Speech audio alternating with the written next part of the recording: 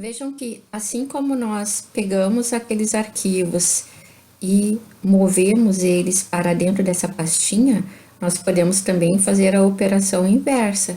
Então, basta abrir a pasta, dando 2 cliques nela. Então, está aqui a nossa pastinha teste, o seu conteúdo. E se nós quisermos mover esses arquivos novamente para a área de trabalho, então, basta a gente selecionar o primeiro e quando nós queremos selecionar arquivos ou pastas que estão numa sequência, nós podemos utilizar para isso a tecla Shift. Então, notem, a tecla Ctrl eu vou utilizar quando eu quero selecionar arquivos aleatórios. Por exemplo, se eu quisesse selecionar este e esse último, então é só pressionar o Ctrl e clicar aqui. E se nós sairmos aqui de cima, nós vamos ver que os 2 arquivos estão selecionados. Agora, se eu quero selecionar vários arquivos que estão numa sequência, o que eu faço? Clico no primeiro para selecionar, pressiono a tecla Shift e vou até o último que eu quero e clico. Então, notem que agora todos eles estão selecionados. Então, essa seria uma segunda forma onde eu vou usar a tecla Shift e não a tecla Ctrl. Só reforçando, o Ctrl eu vou utilizar quando eu quero selecionar arquivos aleatórios. O Shift eu vou utilizar quando eu quero selecionar arquivos que estão numa sequência. E uma outra opção de selecionar arquivos que estão numa sequência seria, então, usando aquele retângulo com o botão esquerdo do mouse. Então, pressiono o botão esquerdo do mouse, traço o retângulo e solto. E todos os arquivos estarão selecionados também. Outra coisa que é importante é que qualquer operação que eu vá fazer agora com esses arquivos, eu tenho que estar apontando para qualquer um deles que está marcado, tá? Então, vejam, eu quero mover esses arquivos para a área de trabalho, então, eu me posiciono em cima de qualquer um deles, pressiono o botão esquerdo do mouse e arrasto para a área de trabalho e solto, tá?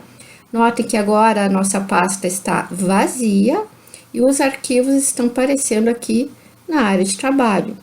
Eles continuam marcados, como a gente pode perceber, e se eu quisesse fazer a operação inversa, era só repetir. Pressiona o botão esquerdo, arrasta para dentro da pastinha, tá? Então, é bem fácil de estar trabalhando com arquivos ou pastas. Vou voltar para cá, certo? Então, movi os arquivos que estavam nessa pasta para minha área de trabalho, que era o local de origem deles.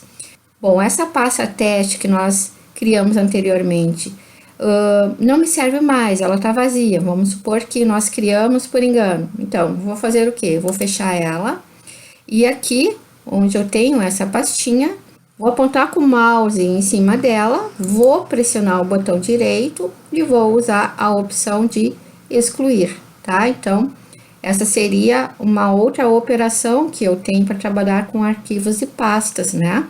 Através do menu auxiliar que eu aciono com o botão direito, tá? Então, vou excluir aqui, certo? Pronto, ela já não existe mais aqui nessa nossa visualização. Vou vir aqui em cima dessa pastinha só para clicar novamente com o botão direito do mouse para a gente verificar outras opções, tá? Então, notem, aqui eu ainda tenho a opção de abrir, que seria a mesma operação dos 2 cliques, tá? Aqui mais abaixo eu tenho outras opções que não vão interessar para nós nesse momento, só se a gente já for um usuário um pouco mais avançado, tá? E aqui nós temos as opções de recortar, que a gente já utilizou, o copiar, o criar atalho, o excluir e o renomear. Bom, aqui o renomear e o excluir nós já utilizamos também.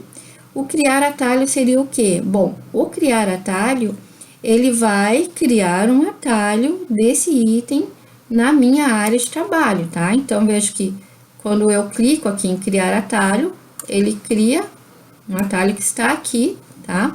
Só que esse tipo de atalho não faz muito sentido, porque se a minha pasta já está aqui na área de trabalho, eu já tenho um acesso rápido a ela, tá? Então, eu só criei para demonstrar para vocês como funciona. Eu vou clicar aqui nela e vou acionar a opção de excluir, tá? Não me interessa esse atalho. Voltando aqui, além disso, eu tenho o copiar, tá? Então, vejo que o copiar, ele funciona mais ou menos como o recortar, só que o recortar, ele move um item de um local para o outro, e o copiar cria uma cópia, tá? E essa cópia eu posso colar em qualquer outro local que eu desejar, certo? Vamos supor que eu usasse aqui a opção de copiar, tá? E aqui numa área que eu não tenha nenhum ícone, eu vou pressionar o botão direito do mouse e vou usar a opção colar.